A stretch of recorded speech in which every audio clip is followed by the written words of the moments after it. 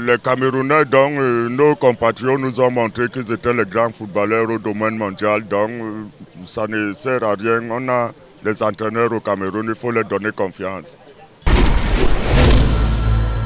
On leur fait confiance, mais comme le Cameroun aime la corruption, donc on préfère prendre pour jongler. On dit qu'on a pu aller derrière les millions partis pour jongler. C'est ça. Avant, c'était bien. Avant, c'était bien qu'on prenne les entraîneurs expatriés. Mais de nos jours, nos entraîneurs, ils ont suivi les grandes formations avec ces mêmes entraîneurs expatriés qu'on prend pour venir à la tête des Lions indomptables. Quand vous voyez, les grands joueurs qui émergent en Europe aujourd'hui, c'est les Africains.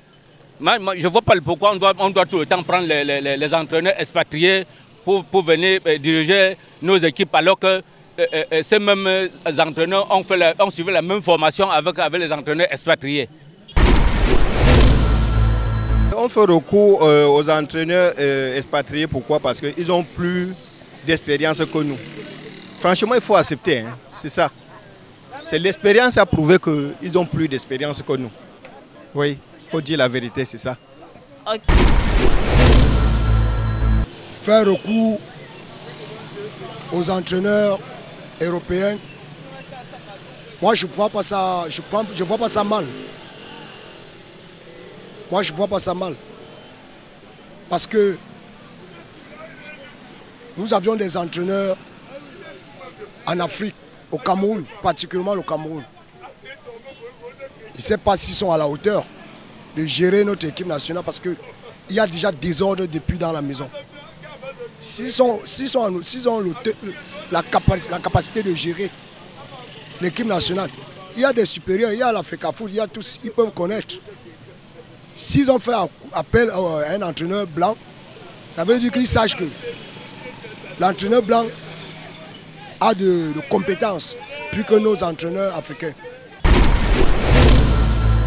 Principalement le problème des entraîneurs nationaux à l'équipe nationale camerounaise,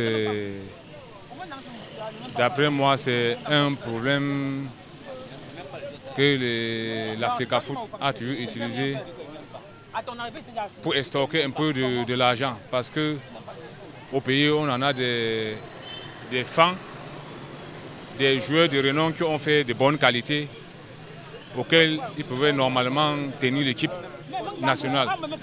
On en a vu des exemples dans des pays voisins.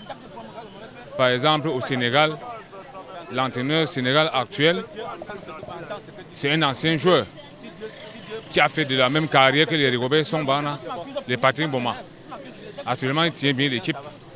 On en a vu en Égypte, l'ex-entraîneur Hassan Chiata a tenu l'Égypte pendant des années, étant un national. Pourquoi est-ce qu'on ne peut pas aussi avoir la volonté de prendre aussi un patriote pour qu'il tienne aussi les Lions, afin qu'on puisse voir exactement ce que lui aussi il peut faire à la tête des Lions? D'après ce qui concerne les entraîneurs africains, c'est parce que, d'après moi, je trouve que parce que nous-mêmes, on ne nous fait pas confiance. Puisque être entraîneur, c'est la même chose que des joueurs.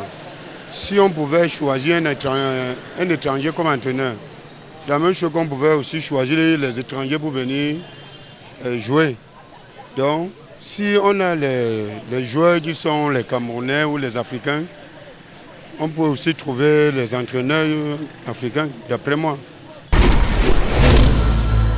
Je me dis, il est grand temps que tous les Camerounais se lèvent et qu'ils s'expriment leur mécontentement.